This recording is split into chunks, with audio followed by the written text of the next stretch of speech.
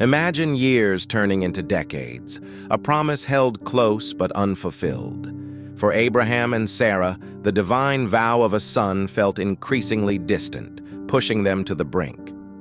What happens when the weight becomes unbearable and human impatience takes over? The covenant was made, the stars counted, the land promised, but the most immediate, personal promise, that of a son, remained an empty cradle. 10 long years had passed since Abraham first set foot in Canaan.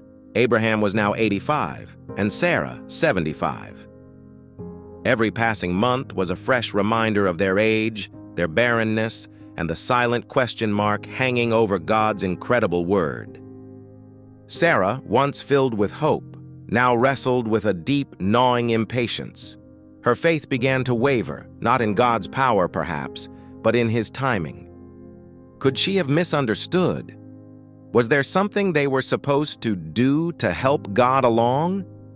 The weight of expectation and the cultural imperative to bear children pressed down on her, creating a fertile ground for a desperate plan.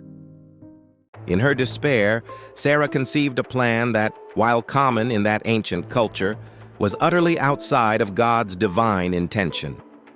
"The Lord has kept me from having children," she told Abraham. "Go, sleep with my servant Hagar. Perhaps I can build a family through her." It was a desperate attempt to force God's hand, to fulfill the promise through human means. And Abraham, instead of waiting on the Lord, listened to his wife. He took Hagar, an Egyptian servant, and followed Sarah's counsel. This decision, born of human logic and impatience, would echo through generations, creating complexities and conflicts far beyond what they could foresee. It seemed like a shortcut, a practical solution to an impossible problem. But it was a detour from divine wisdom. The consequences were swift and painful. As soon as Hagar conceived, the fragile peace of Abraham's household shattered. Hagar, now carrying Abraham's child, began to look at Sarah with contempt. The dynamics shifted, and Sarah, who had initiated the plan, found herself consumed by jealousy and bitterness. She lashed out at Abraham, blaming him despite her own instigation. "You are responsible for my wrongdoing." Abraham, caught in the middle, offered a weak response. "Your servant is in your hands. Do with her whatever you think best." Sarah then dealt harshly with Hagar, driving her to flee into the desert. What began as a desperate hope quickly devolved into a bitter conflict, a stark illustration of the heartache that arises when we try to fulfill God's promises in our own strength.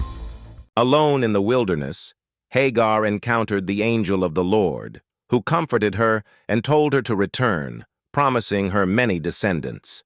She named the child Ishmael, meaning God hears.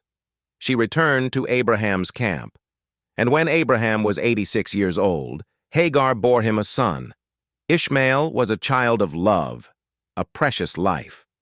But he was also a son born of human effort, not the fulfillment of God's specific, miraculous promise to Sarah. He was a testament to Abraham's momentary lapse in faith, a living reminder that even great men and women of God can stray from divine timing when patience wears thin. The story of Ishmael's birth is a powerful, poignant reminder. God's promises are guaranteed, but our attempts to fulfill them in our own strength often lead to complications, conflict, and heartache. His timing is perfect, and His way is always best, even when it demands excruciating patience. The question remains, what impossible promise are you trying to force in your life right now? Let us know in the comments below. Join us next time for Episode 7, Laughter and Miracles, Isaac's Arrival, where the true son of promise finally arrives, bringing not heartache, but the joyful sound of laughter. Don't miss it. Like, share, and subscribe to witness God's perfect timing.